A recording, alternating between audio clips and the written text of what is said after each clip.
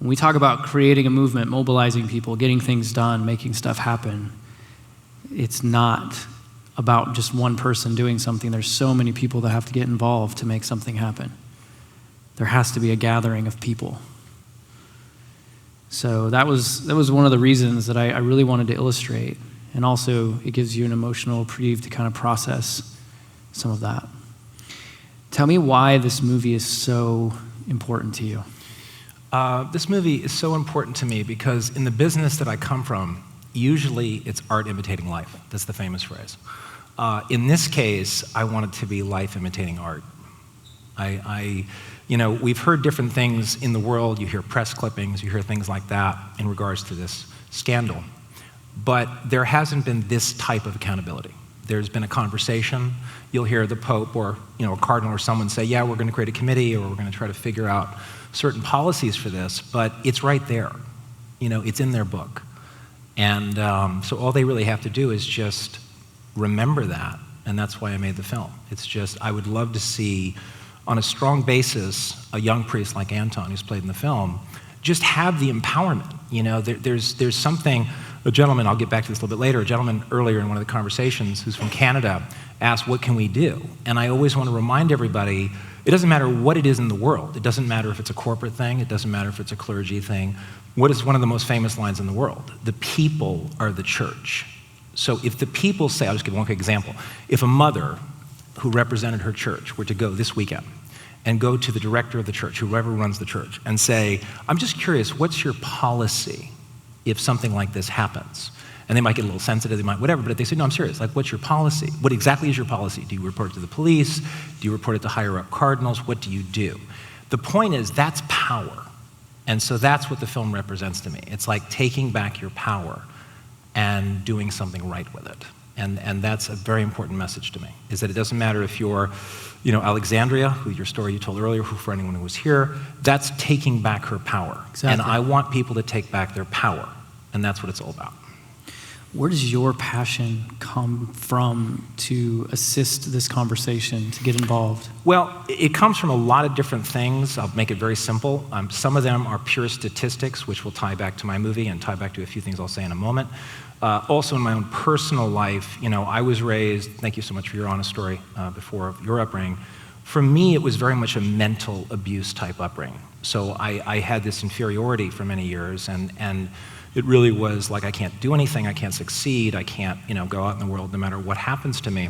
So I could relate to that. And then as time went on, I started to learn some things. And one of the things, and this goes back to something you said in the prior conversation, there are certain words that, if you say child abuse to some people, they'll go, okay, let's, I understand, but let's just not go there.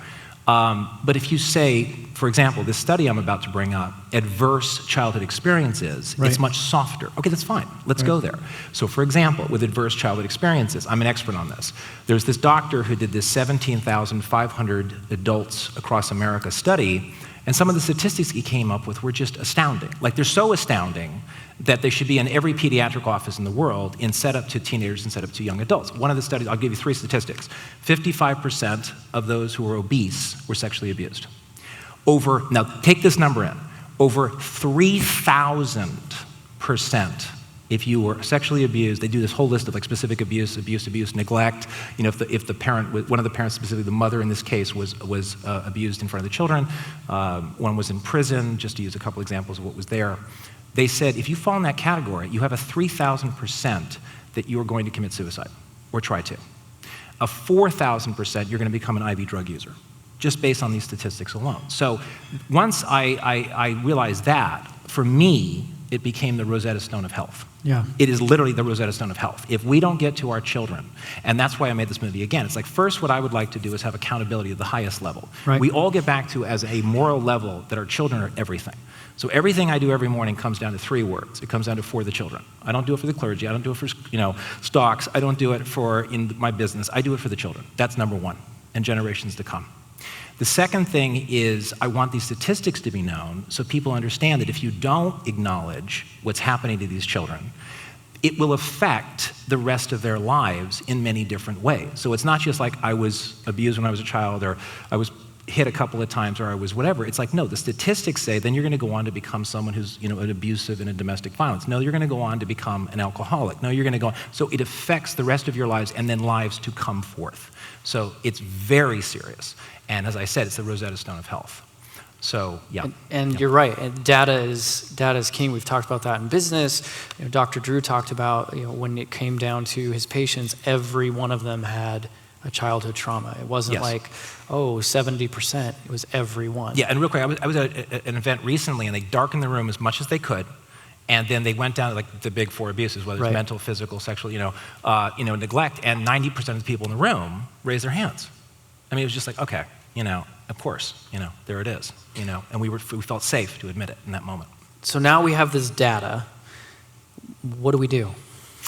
There's many different ways. The first thing is, as I said, my plan is to work with this administration in the future, get policy, stuff like that, so that'd be like the overall umbrella. Right. The hierarchy. That's the hierarchy, yes. But also, it's to go out and explain this stuff and just really get the information out there and tell people it affects all these other components in your life, because I don't think they understand that. And once they understand that, it will become a huge thing, in my opinion. So it's empowering the people to understand how big a deal it is. And for those of you that aren't familiar with policy in these arenas, in this kind of conversation, they suck. Yeah. They are moronic, they are protective, they maintain and leave the power in the hierarchy, not the children. You think you have red tape in filing your taxes or red tape in doing something? Imagine like 10x that, 100x that for a child who is knowingly being abused to get help. I'll tell you, in every school I go to, when a child comes forward to me about sexual abuse or physical abuse, the last person I call is Child Protective Services. The last person we call. Because once that happens, the policies and the systems fail these kids. Yeah, I want to tie that into something. Thank you for bringing that up. I want to tie that into something. A couple years ago, and this is for all the people in this room who think that you might do something one day, and it won't make a difference. Like you went, well, I tried that. This is a total true story, and it's going to blow your mind. A couple years ago, I was asked to speak about this topic, and someone said, would you give a speech? We're going to get a group of kids together. It would mean the world. 15 people showed up, and they showed up in a park area, and I gave the speech. And it was a very impassioned speech, and I didn't know someone was recording it, and I didn't know someone was like, recording it, audio and video. About a year later, I get a call from someone in San Diego saying they had cut this program, which I'll explain in a second. And I literally got the newspaper the next day, and your speech had been printed in the paper. Someone just decided to print it. Long story short, I went down there. I said, well, what happened? They said, well, they were cutting this program, and your speech empowered me to go out into the world and go to all these private donors in San Diego, and we saved the program. Here's what the program is. I can't believe they even were thinking of cutting it. The program is like basically CSI for children. And what it does is, and this is back to Child Protective Services, they say, do not call Child Protective Services. They're overwhelmed. The case will be up in court forever. No, call the police. So that's their big thing. Call the police. And the police will show up, and then these extraordinary women go in. They do all the forensic. They do all the interviews. They interview the child. It's like flawless, meticulous, perfect. And when they go to court, 97% conviction, and they save 1,000 kids a year. And that all was because of a speech that I gave that I thought I just was giving, and it wasn't going to do anything in the world. And now the forensic clinic is covered, and they save 1,000 kids a year. So that's whenever you feel that you're not going to do something, I don't know if it does anything. You never know what that's going to do. And I want to see that forensic thing in every state in the union. That's part of my club. 100% agree. And it's exactly to the point of why we started the Human Project. Yeah. It's the exact same reason, is to fix this. Yeah. And there's so many other, we could talk about the coincidences even at the White House, and the initiative with the Native American community that James did. So I'm just going to say it because probably people wondering what it is. Explain your role in that. Well, again, that came from research. I said, look, let's start with those who are hit the hardest, and that's Native Americans. If you go to any statistics, if you see 1 in 5, you can always change it. This just they're changed, but sadly, I hope they haven't, gotten worse. But basically, if they say 1 in 5 boys have been abused or 1 in 4 girls, in Native Americans, 1 in 3. So I basically went to the harshest of the harsh on sexual abuse, on alcohol abuse, on suicide. Like in Alaska, for example, they have 10 times the national average, just the Native American community, youth. So I went to them, I met with this extraordinary woman. She said, you have to go to NCAI, which is the National Congress of American Indians. You have to ask them to say, yes, we would like to have this White House, this historic White House, never been done before, the youth and the president and the first lady. And I said, let's do it. So we had to get a resolution. They passed it unanimously. I then went to the White House and said, they'd like to have this, summit for the youth. The President, Barack, at the time, and First Lady Michelle said, this is amazing, let's do this.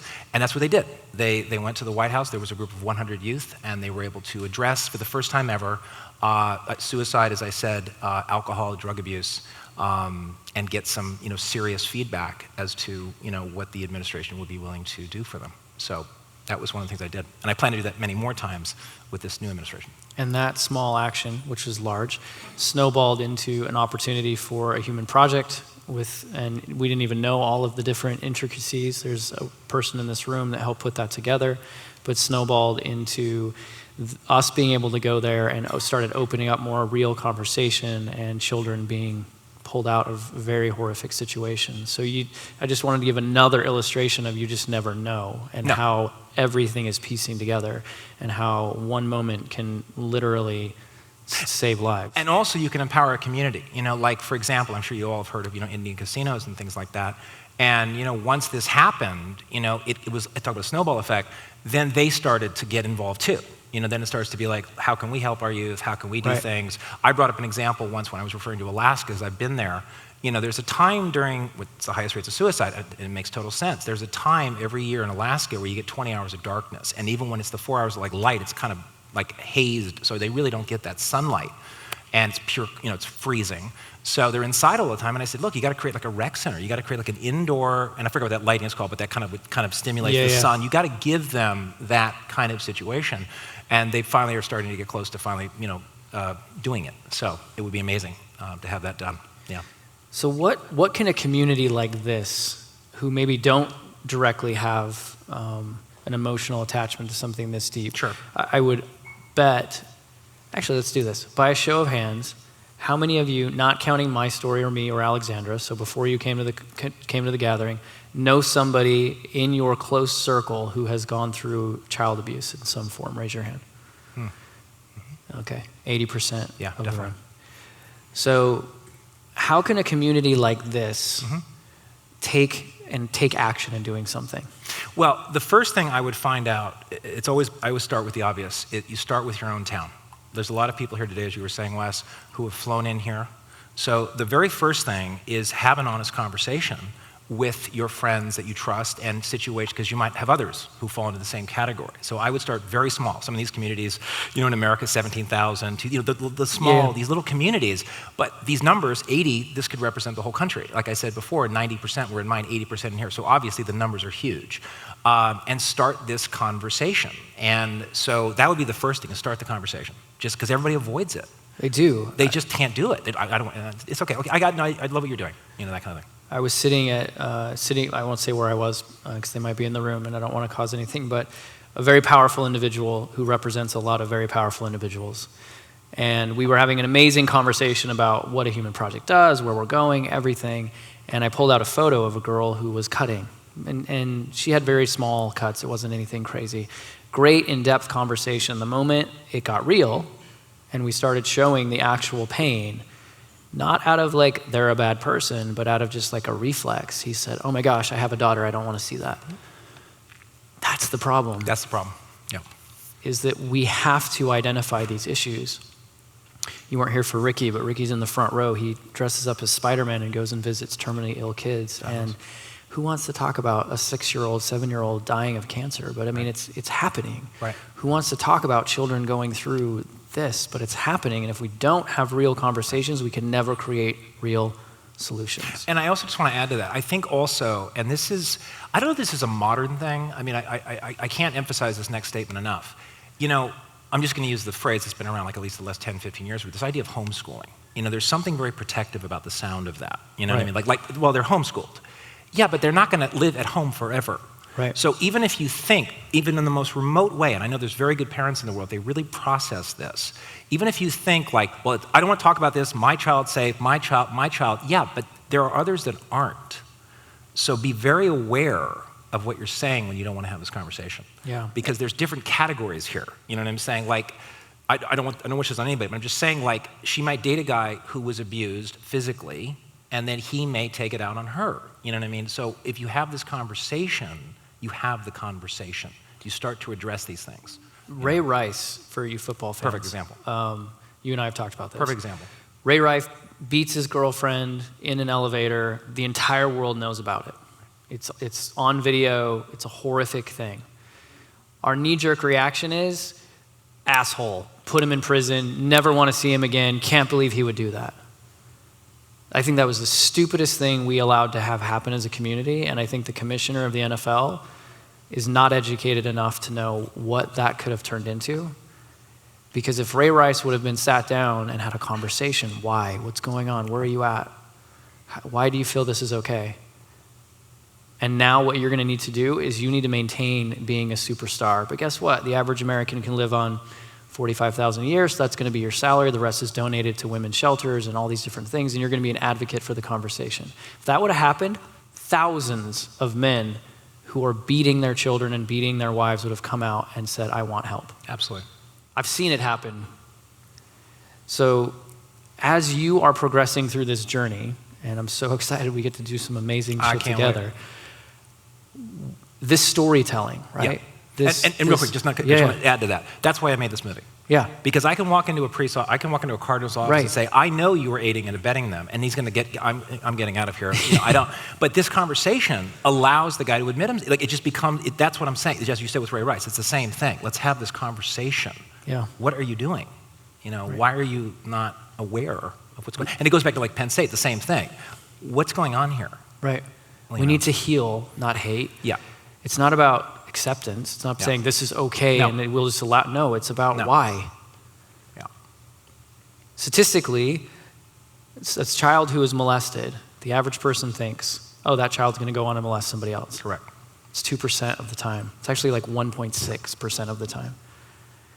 As a child that was molested, once it got out that I was molested, people I was dating, girls that were hanging out with me, their parents was, you can't be with Wes, never be alone with Wes. One time I shared my story, one time with my high school sweetheart, sorry honey, who I thought I was gonna marry, right, high school. One time I shared with her, the next morning I woke up, she broke up with me, and there were posters all over the school saying, for a good time, call Wes. That's our society. And it starts with each one of us having a different type of conversation about these topics. Yeah. What is your superhuman gift? What do you think is going to allow you to just take to this quote on? one of my Native American friends, so I want to give her credit for it. She said, "You're the framer."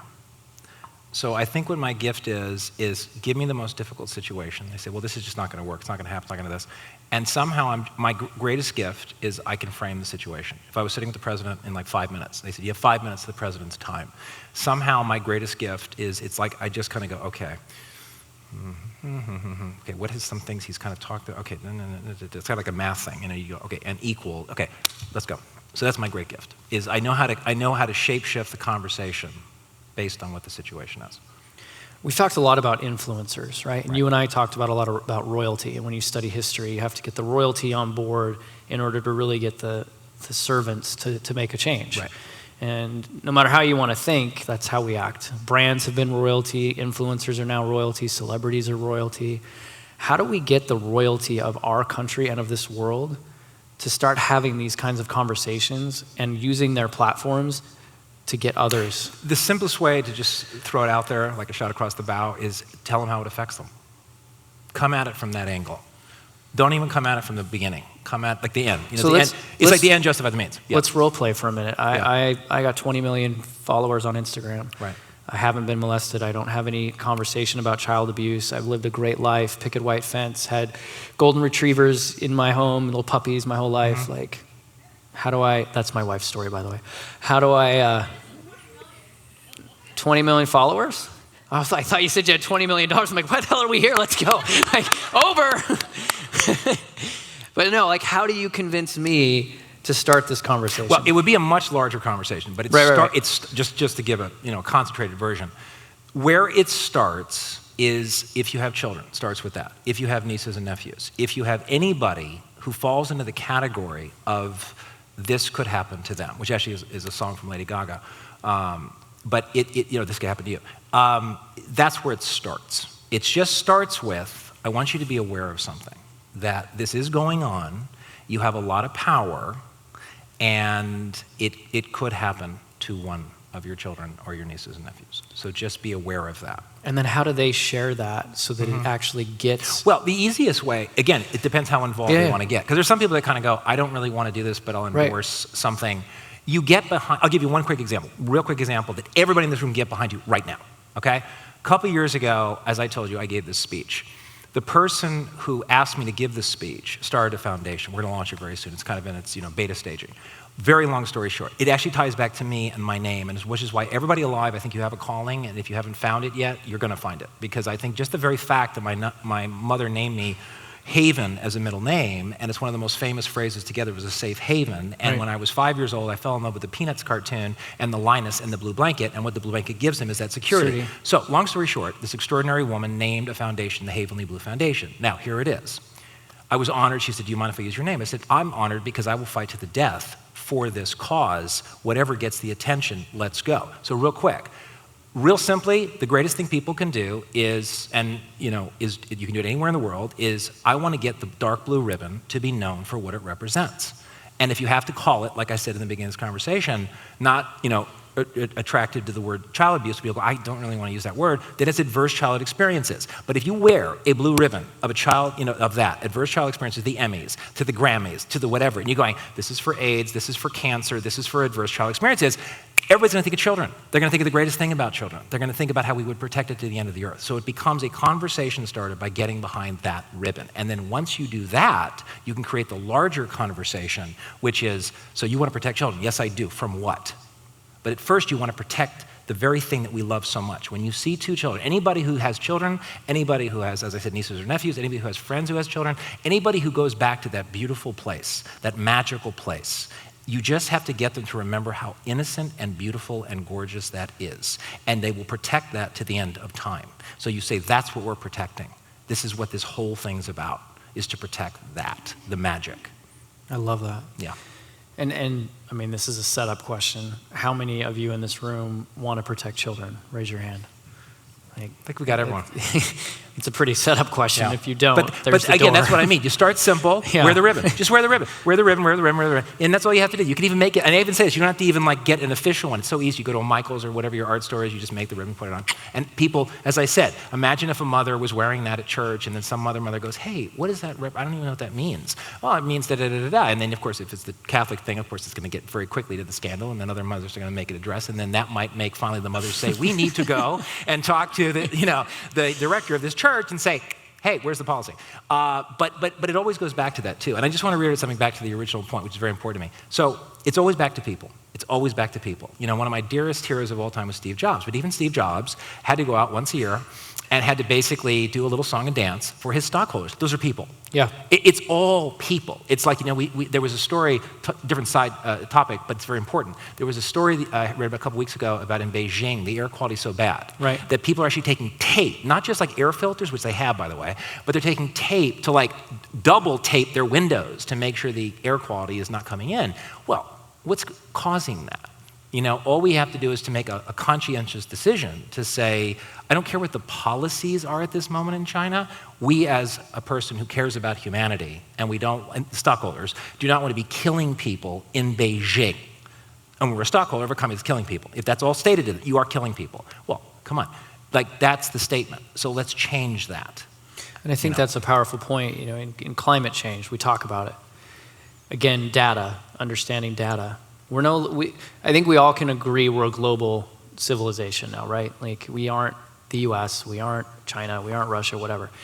If every single car in the United States was electric, and we all were green, and we all lived in green homes, and we all got rid of fast fashion, Forever 21, we all got rid of all of the things that were polluting our country, right, as a whole, we still wouldn't put a dent in the global warming conversation until we get China and India.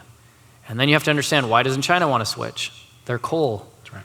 The deal they made decades like ago the 50s, yeah. Mm-hmm. on coal, and they're still getting that deal. So when we start talking about solving problems, we have to understand, like, how do we solve child abuse? How do we stop this? How do we stop suicide? Well, what's the core? What is it? And that's where you have to start the conversation. And that's why I love math, because math doesn't lie. Math gives you the direction that you need to go.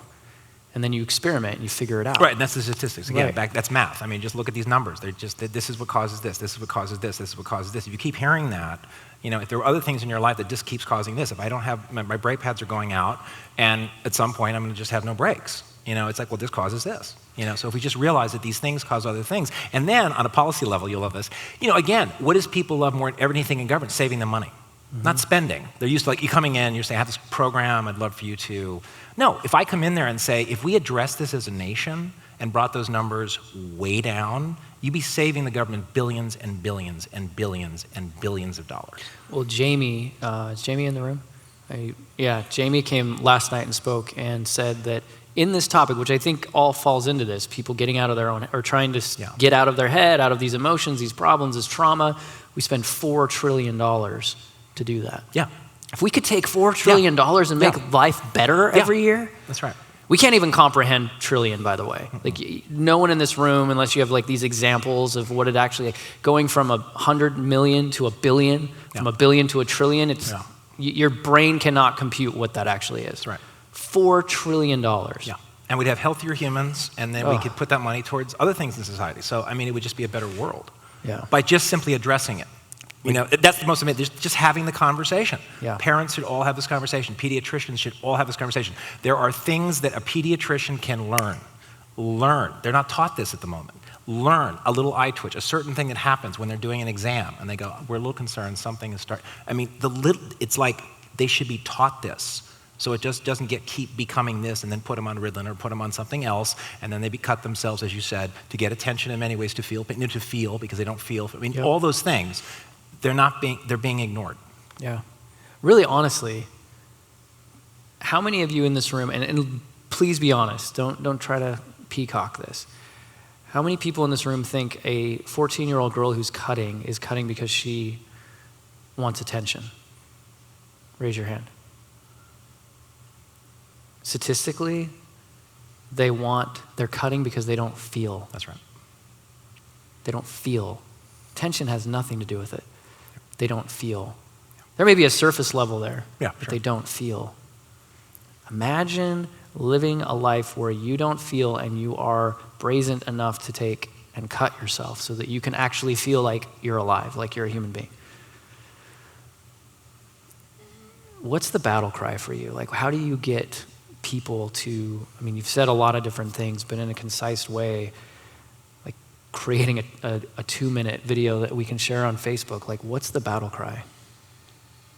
Actually, I could tell you, but I'd love to have this room come up with it. If someone had a way of just processing this conversation, I'd love to hear what someone has to say before I say that. All right. If anyone here, just from listening to us, from just regular life, just somebody processing our conversation, I'd actually love to hear what someone here has an idea for, or something of that nature. I'll take a stab. Please do. So, fantastic. Here goes nothing. I think the problem is there's too much space between children and adults.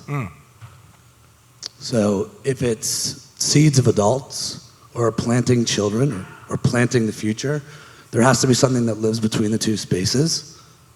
It's great. And that's where I think success could potentially happen. So I was like looking at my phone on seedsofadults.com, where you have to make kids real, and people need to see that kids will one day grow and become adults. And I think when you start to do that, then adults can also, and adults actually need protection about this conversation as well. So it's not just child protection, it's like Wes, when you talk about Ray Rice, about, hate versus help, they need to be able to talk about this too and feel like they can. So without education, I think that's great, by the way. We don't go anywhere. It's a separation. There's children, there's adults. And there's no middle ground. Yeah, I think that's fantastic. And so until we start to help people visualize that there's this act, this child, Right, this connects to this. it's like a little, connection. so if you see it like a flower, and the flower grows, Yes. and if the flower doesn't get sunlight, Right. Yeah, exactly. And if you saw that flower starting to grow and some of the leaves are like, wait, we're doing everything right. It just doesn't seem to be, what's going on with this flower? And then you understand there's something that, with water and right. sunshine, you have a shot. That's right. That's great. Fantastic. Anyone else? Don't be Got a shy. hand over here. Just riffing on that idea, maybe taking over the hashtag TBT, which is the Throwback Thursday, and take that, and that's how you relate children growing into adults, or maybe it's a good story, maybe it's a not so great story, but the relationship, and then pushing that into a hashtag that's already been used over and over every great. week. Very beautiful idea, and I Yeah. hope you're around tonight. Yeah. That's great. Anyone else? Any quick questions or anybody? No, I want to hear you. I want to hear the passion of. Sorry, I feel Oh, like go ahead. Someone? I feel like I talk a lot. Oh, But children is my thing. So, but I think systems thinking, or like showing the nodes in the system, and then like the emergence that come from that. Like I think things are really powerful when people can see like time spent with family, or time spent at home, or these different nodes, and how they all kind of work out into like natural emergence. Yeah. And putting that in like a plot line that people can like kind of like get really like instantly. And just, I love the words that you used that were like more of a broad, I tried to write it down, but you said not child abuse, but Yes. what's the words that you're trying, like adverse childhood environments? Yeah, Adverse childhood experiences. experiences. The ACE study, if you ever want to read about ACE study is what it's called. I'll actually use a very personal example to summarize what you're asking, Wes. For a very long time, ties back to the conversation, for a very long time, I want you to all process this. For a very long time, whenever I think of this topic, it obviously can get me very angry, personal, anger, or it can get me very sad. And for a very long time, I didn't realize, talk about a power moment, I didn't realize the power I had. And this is a power that a lot of people have, and I was able to utilize it in just the last 6 months. Basically, that when you confront, let's say, this kind of evil in some way, and you confront it straight on, as I said, you'll get this kind of very specific reaction to it. But in my personal example, I was able to, with very specific men in my life, I was able to show them, if you will, by my own personal example, as to how extraordinary the children and the grandchildren were in their lives. And when they watched me with their children and their grandchildren, they were in awe. It was like everything that they had ever been had been completely taken away. And they were able to actually see their children and their grandchildren in the way they should have seen them their entire lives. And when I say children, I'm referring to myself in this story. And that would be the most important thing, is to remind adults, tied back to your point and your point, which is why it's a perfect segue where you guys were going, is to remind these adults, to remind that cardinal, to remind these people, wait a second, there was a time in your life you were a child. There was a time in your life where you were full of dreams and you were fearless and you would run outside in the rain and you would skip. When's the last time people skipped? Just out of nowhere. And you chase the sun and you live the greatest dream possible. And you imagine that one day, whether you're a girl or a boy, whatever, where you want to play house or you want to be the greatest you could ever be. And then something happened to you. And then something happened to you. And then something happened to you. And adulthood took over. But it doesn't matter your age. You can still be that childlike. You can still be that amazing. And so to remind yourself how powerful it is to be that childlike person, and then to realize that you will fight for that. Once you realize that you will fight for that to the end of time. So every single child, no matter if you're in India, you're in China, you're in America, you're in South America, you want every single child to have that kind of happiness. And that would be my dream. I knew you could do it. That's what I wanted. You got it. That's getting clipped out. So I think it's a very beautiful point. And again, third time, we go to these kind of conversations and we say, what would you go back and tell your 5-year-old, 8-year-old, 14-year-old self? Right. And I flipped it. And I said, what would your 5-year-old self say to you now? Yes. What would your 5-year-old self say to you now about how you're protecting your 5-year-old friend, your little buddy, your playmate? What are you doing now to protect?